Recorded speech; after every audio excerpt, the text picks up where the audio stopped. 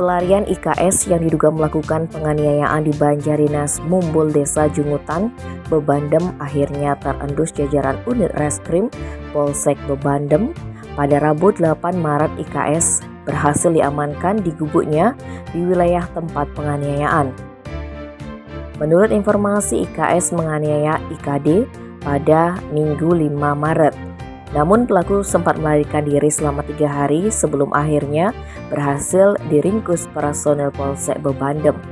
Kanit Reskrim Polsek Bebandem, Ibda Igede Alit Sekjen Kapolsek Bebandem AKP I Nengah Sunil, Rabu 8 Maret mengungkapkan penangkapan ini bermula adanya informasi bahwa pelaku datang ke gubuk tempat penganiayaan. Tanpa membuang waktu, petugas pun mendatangi tempat tersebut.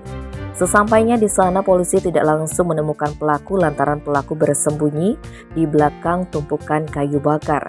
Berkat komunikasi antara petugas dan pihak keluarga, akhirnya pelaku keluar dan menyerahkan diri.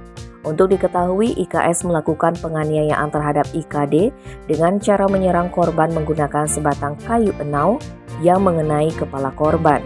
Sebelumnya, IKD disebut melakukan aktivitas rutinnya mencari janur di kebun miliknya yang lokasinya berdekatan dengan kebun milik pelaku. Kemudian korban langsung membawa janurnya ke pelanggan. Insiden tersebut terjadi ketika korban melintas tepat di jalan setapak yang melewati kebun milik pelaku. Secara tiba-tiba IKD diserang oleh pelaku dari belakang. Korban sempat melarikan diri tetapi dikejar oleh pelaku. Akhirnya pelaku kembali memukul IKD namun dilerai warga yang melintas di tempat tersebut. Akibat kejadian tersebut, korban dilarikan ke Rumah Sakit Bali Med Karangasem untuk mendapat perawatan. Tim Bali Express melaporkan.